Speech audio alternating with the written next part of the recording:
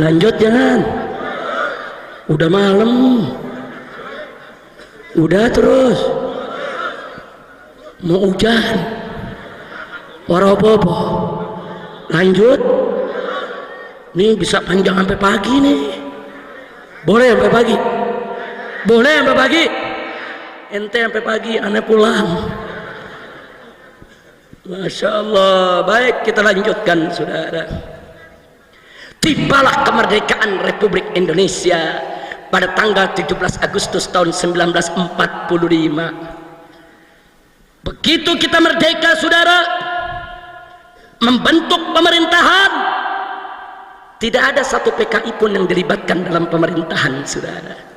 Yang terlibat dalam pemerintahan adalah tokoh-tokoh nasional dan para ulama, para kiai dari NU, Muhammadiyah dan Sarekat Islam.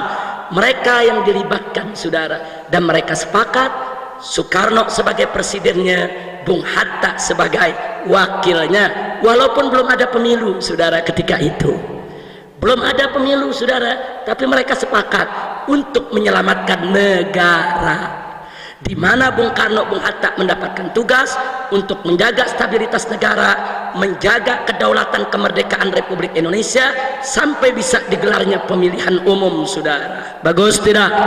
Saya tanya umat Islam, kompak begitu? Bagus tidak? Bagus tidak? Siap kompak semua? Takbir! Kita kompak merdeka saudara, makanya jangan berpecah belah. Baik saudara, akhirnya saudara, tokoh PKI dari Uni Soviet bulan Oktober pulang dari Moskow saudara. Mereka pulang dari Moskow dengan Indonesia merdeka saudara. Rame-rame mereka pulang. Mereka kumpulkan mantan-mantan tokoh PKI. Mereka menghadap ke Bung Karno. Mereka minta dilibatkan di dalam kekuasaan saudara. Mereka merasa diri mereka masih besar. Mereka merasa mereka punya anggota di mana-mana. Tapi ditolak oleh Bung Karno dan kawan-kawan saudara. Siapa mereka? Datang-datang minta kekuasaan. Unyil. Jadi saya tanya, kalau begitu Bung Karno menolak, bagus tidak? Bagus tidak? Ditolak. Nah perhatikan, ini urusan Tegal ini saudara. Ini urusan Tegal nih. Apa yang saya mau sampaikan saudara? Begitu PKI ditolak saudara, yang pertama PKI lakukan, mereka membangun gerakan bawah tanah saudara. Di antara yang mereka bangun di Tegal ini saudara, saya sebut di Tegal, satu, mereka bentuk API, Angkatan Pemuda Indonesia. Dua, mereka bentuk AMRI saudara, Angkatan Muda Republik Indonesia. Mereka bentuk di Tegal sampai ke Selawi saudara. Mereka bentuk di Tegal, lurah-lurah dan camat-camat mereka datangi. Mereka paksa untuk ikut PKI. Yang nggak mau mereka ancam untuk dibunuh. Ada lurah di Tegal yang diculik dibunuh, camat di Tegal yang diculik dibunuh saudara, karena tidak mendukung PKI. Bukan hanya di Tegal, termasuk di Banten saudara. Bahkan di Banten mereka rebut Kabupaten Tangerang. Mereka tangkap saudara bupatinya, mereka usir, yaitu saudara bupatinya adalah Agus Patmanegara. Nggak sampai di situ, satu tokoh nasional di wilayah Tangerang karena tidak setuju dengan PKI dibunuh, yaitu Otto Iskandar Dinata saudara. Mereka bunuh. Yang tidak dukung PKI mereka bunuh. Kenapa mereka menciptakan teror dari Tegal ke Brebes, ke Banten, ke Tangerang saudara? Supaya Bung Karno goyang, nerima mereka dalam kekuasaan. Ini kan negara baru merdeka saudara. Bung Karno belum kuat, tentara belum kuat saudara. Modal Bung Karno dukungan NU, modal Bung Karno dukungan Muhammadiyah, modal Bung Karno dukungan Sarekat Islam saudara. Tentara ini masih baru-baru dibentuk saudara. Dirongrong. Akhirnya tanggal 21 Oktober tahun 1945 PKI mendeklarasikan diri kembali di Indonesia saudara. Dia berdiri lagi lagi sebagai partai. Nggak bisa dilarang, dia lawan Bung Karno. Begitu bulan Oktober tanggal 21 berdiri, saudara, Bung Karno tetap tidak akui mereka. Akhirnya PKI merebut keresidenan Pekalongan, saudara. Mulai dari Brebes, Tegal, Comal, Pemalang, Pekalongan, Batang dikuasai oleh PKI.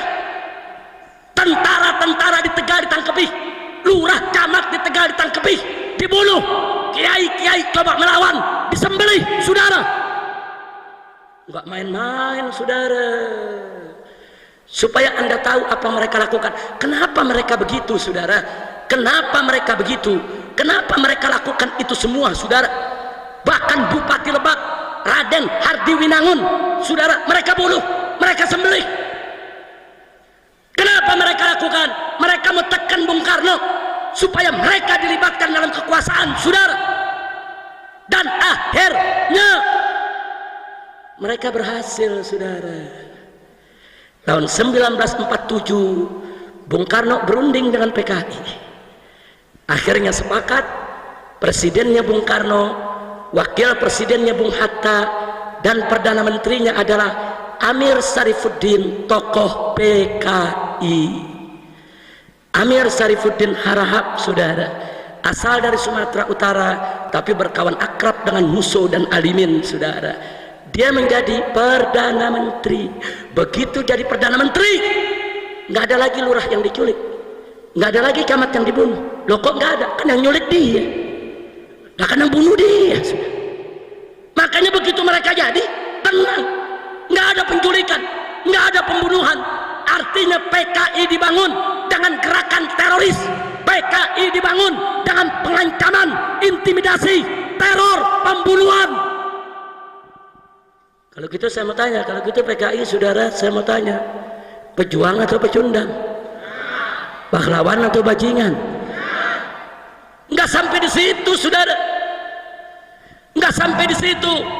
Cirebon mereka serbu, tentaranya mereka tangkapi, semua senjatanya mereka lucuti, sampai Istana Langkat di Sumatera Utara, saudara, mereka serbu, sultannya mereka bunuh, keluarganya mereka bantai, harta bendanya semua mereka rampas. Mereka halalkan untuk merampas harta benda siapa saja yang tidak sejalan dengan mereka. Insya Allah. Jadi PKI saat itu di Jawa Tengah cukup kuat, saudara. NU di Jawa Tengah ketika itu cukup terjepit, saudara, tapi NU tetap solid. Pembelaannya terhadap ulama luar biasa, khususnya para pemuda Ansor dan Banser, saudara. Lanjut.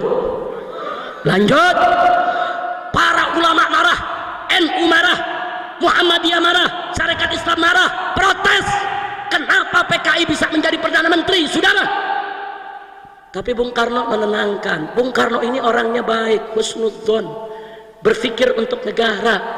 Apa kata Bung Karno? Kalau mereka bisa kita rangkul untuk kedaulatan negeri kita, kenapa tidak? Ini Belanda ngancam mau datang lagi. Jangan sampai nanti Belanda datang kita pecah belah. Sudahlah kita rangkul, yang penting kita bersatu untuk lawan Belanda, saudara. Ingat, Bung Karno, saudara, ketika itu posisinya masih lemah, baru merdeka.